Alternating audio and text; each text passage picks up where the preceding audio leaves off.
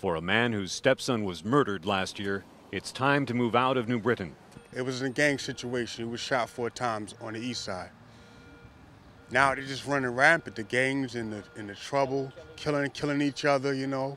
Just last week, James Joseph Sr. was beaten and left for dead in his home by robbers. He did die in the hospital. Everybody's killing each other off. Instead of being peaceful and being together, they want to kill each other, and it just makes no sense. Well, who's going to solve this?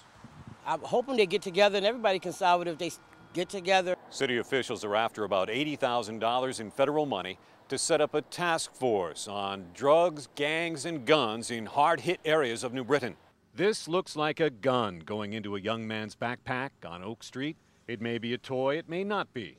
The neighborhood around North Street and Oak Street is to get special attention from New Britain police. The police, they do the job, you know. But Police do their job. do the job, but we need more people, more police, you know, around here. They should really look for more programs to help people that are out here, like on North Street. I mean, there's a lot of things going on in this block that I believe that they really need help. Police want to expand police athletic league programs here in the neighborhood's park, and they want to add patrols here too.